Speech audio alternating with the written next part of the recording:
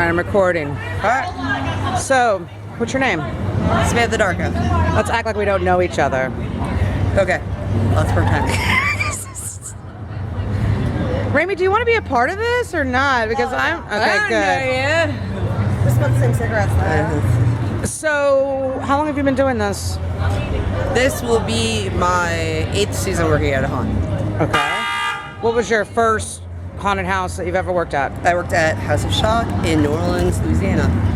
And now you've moved up from cast member to a lot of responsibility because I see a radio. Yes. Okay, that's radio. Equipment. That's important. That's my earwig. I see an ear thing. Yeah. I see you've got your knees all taped up, so you're actually freaking ready. Nice shoes, by the way. Yes, they're also taped on with kinesiology tape to keep them on during the evening. Very nice. What are you doing here? I am a zone lead, so I'm in charge of a certain amount of actors and making sure that they're good all through the night and they're doing everything they're supposed to be. All their positions are covered, that our guests are taken care of well, all of that. Do you ever have anybody that when you're walking through, you're like, oh my God, this is awful? Do you ever tell them that? No, that's terrible. No, you want to be encouraging. You want to tell them, hey, this is what you can do better. These are the things. Hey, try this. So you don't walk through like Jay Grashanette and say, you suck, you suck, you suck? No, I walk through and I say, hey, why don't you try this? This might work better. Or what do you think about doing this instead? Okay. What's your favorite character you've ever played? My second character I ever played for Nightmare, Meemaw. That's nice. Yeah. That's a good one. It's classic. That was for House of Shock. The House of Shock Butcher Shop. Yes. It was for, Maroney Mansion. Yes, Maroney Massacre. That's right. Okay. So, the Maroney Massacre, yep. And I was the little old lady with the cloth face, because she didn't have a face, who sat on the stoop. Which you made yourself. I made myself, which people were yelling at people to get out of my yard. Yeah. Wearing a muumuu and some Crocs. What is your character this year? Are you doing a character? I'm incidental acting, so I fill in for everybody when they need it, or when I'm seen, I'm kind of a creeper. I'm basically a 1930s hotel guest. Awesome. All right, well, tell everybody they need to come out here. You guys should all come out. It's a New Orleans Nightmare. We are here under the QEP under this bridge right here. In Jefferson, Louisiana, and we are open every weekend now through November 2nd. Awesome. Thank you so much. You're welcome.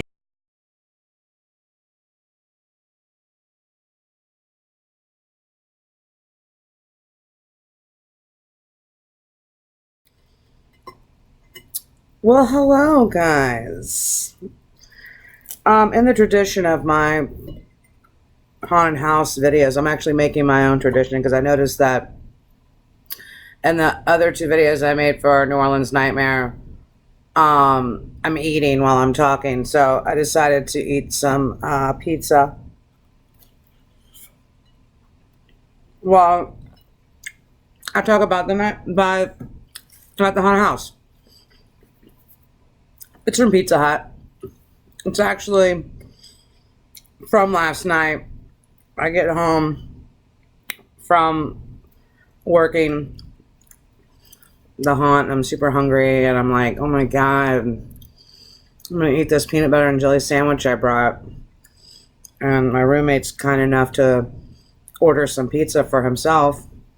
And so I'm kind enough to eat it. So anyway, it's a little challenging food here, besides French fries. It's not really much of a finger food. But any Van Hoozle. So I've been getting some really cool feedback about the videos that I'm doing, this video project that I've taken on. And people, a couple people have been like, what about the people walking through? What about the people walking through? Are they different than the people that walked through Shock before? Is it the same people?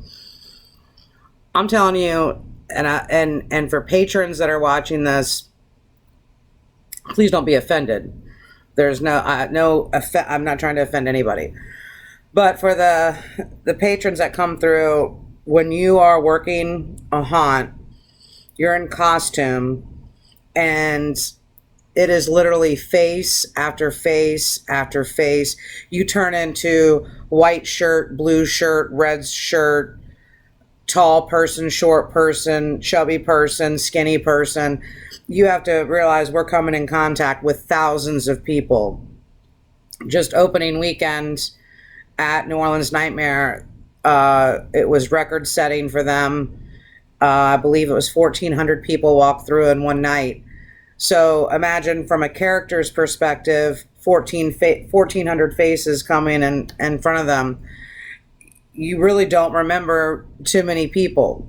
The people that I remember are the ones that always try to play it cool in front of their friends instead of just admitting that you're in a scary situation.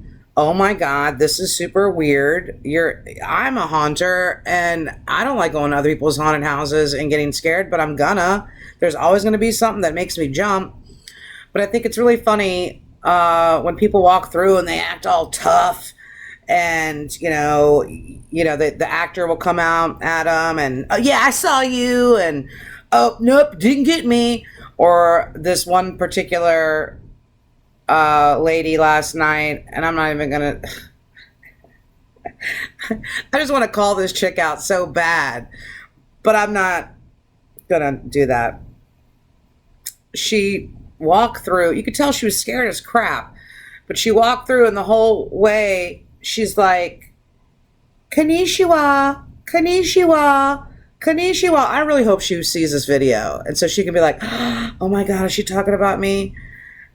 Every actor that came in front of her, she was saying, I don't speak Japanese, but I don't think it's konnichiwa. I think it's konnichiwa. That's, Japanese. I do not speak Japanese. I just know basic, sushi, I guess. I don't know if I can know. But it just sounded, I think it's konnichiwa, not konnichiwa. Excuse me. And she just sounded like an idiot. You could tell it was bothering her. The actors jumping up and doing their thing, doing what we're paid to do. You gave us money to scare you. That's what we're trying to do.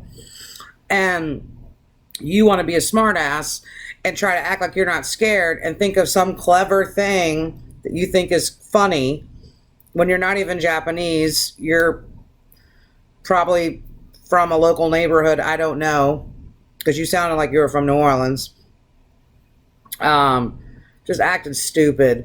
And I just didn't even give her anything. I just stood there, just totally still, and just stared at her because I didn't want to even respond to her behavior. But then it was so great because Raimi was right down the hall and had her back turned, so the girl didn't know that Raimi was right there, and she flips around, scares the crap out of her. It was brilliant. And we were both like, and that's for saying that wrong. Konnichiwa that. In your face. Yeah, we got you. Konnichiwa, konnichiwa, konnichiwa. She was saying it wrong. But those moments right there is what makes a whole night really worth it, where you're just like, God, man. Because sometimes you get some great groups, great people. And then you'll get people that come through that are so mean. They'll put their hands on you, push you down. I've been punched in the face before. I've had my chest grabbed multiple times. I've had my crotch grabbed. I've had people say, "Are you a dude?" I mean, that's sexual assault. That is assault on a person, and you're paying money to walk through a place and assault the actors. And House of Shock, that was volunteer. That was free. People were doing that shit because they loved it, and because Ross J and Steve J gave us free food at the end of the night. So we're like, hey, I mean, back in the day it was free booze, and then they realized, hey, that might not be a good idea. So then, the food bill for House of Shock, if y'all don't know this, in a month was like $20-something thousand just in freaking food. That was an expense. So we're doing this for a free pizza at the end of the night, and you're coming through beating the shit out of us, and we're just trying to make sure everybody has a good time. So patrons watching this, don't be that person. If you don't like to be scared and you're, I don't like that shit, I don't like people jumping up in my face, don't come. You're obviously going to have a problem, and you'll go to jail. That's a little tip right there for you. As soon as you put your hands on an actor, that's considered assault, and you will go to jail. We could press charges and you'll go to jail. So that's like going to the movies and you get scared and then you punch the ticket person. Well, that makes no sense, right? I mean, come on. You go to McDonald's and your order's not right, so you walk up and punch the hell out of the person. I mean, you just can't do that. So in a haunted house, I don't understand why people feel so free with their violence. And some people will argue, oh, it's because people get scared and they can't control themselves and blah, blah, blah. That I don't buy it. I don't buy it at all. I think some people, they get scared and they're more scared because they're getting hyped up before they go in. They pound a few drinks or whatever before they go in, and they're a little bit more relaxed, and it's like they almost feel like they're in another world and that rules and laws don't exist here. One thing I do like about New Orleans Nightmare is that we don't have the security all in your face as you are walking through. House of Shock got to the point where it was so aggressive and intense that there was security at every angle, but that was because thousands of people were coming through, and then you had over 300 cast members to look after inside the haunt. So it was just constantly, so much chaos that was happening. You don't have that now. You don't have that. You're still going to get the crap scared out of you, but there's no need for mutual assaults to be happening. I'm just like, it's like when you talk about it, like when you talk about stuff like this, and that's one thing that I've found pretty interesting is like, putting this all on video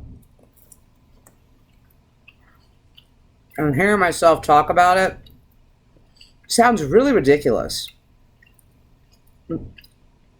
Like, how can you stick around doing something like that for so long, knowing that, tonight I could go there and I can get the shit beat out of me. I mean, I've had people, one of my characters, Oogie Boogie, was one of my favorite characters. Sandy, if you're watching this, I know you're going to say because I got to sleep. That's because Oogie Boogie would sit so still, and sometimes there'd be gaps in between the lines, and after working a full day at a day job, and then coming there, and I mean, I'm just exhausted. I'm in a mask with just like one hole in it, and I would pass out. People would be walking through, and I'm unconscious, and I wouldn't move. They would be like, oh, that person's not real. It's a prop. They start kicking me and hitting me, and then all of a sudden, I'd open up my one eye. They couldn't see because I'm like, oh, okay, these people are gonna be hitting on me, and I would just jump out and scare the crap out of them. And then normally I would work the line a bit and then go sit back down, and I think that's why I'm where I'm at right now, because Sandy thinks that I'm just gonna sleep wherever I go, which I truly can. It's a gift that I have. Not many people can sleep anywhere. I personally can. I've got some close friends that have some really interesting pictures of me. If I ever do become truly famous, I know that they will probably haunt me with them, make some t-shirts or stickers out of them. And you know what? I don't care. Go ahead. Okay? People sleep. And not everybody's attractive when they sleep. Okay? So anyway, I'm going to finish my pizza. Hope you like this video. Hit the like, the subscribe, the notifications. You can check me out on my other pages. I have TikTok, Instagram. I blog. I'm all over the place. So if you want to find out more stuff, all my channels are different. Hit me up. Also, check in the description. I usually add some really cool links for free music, free products, things you can get on discount, just stuff to look out for. But thank you anyway for checking my stuff out. Yeah! See you next time. Bye. Oh.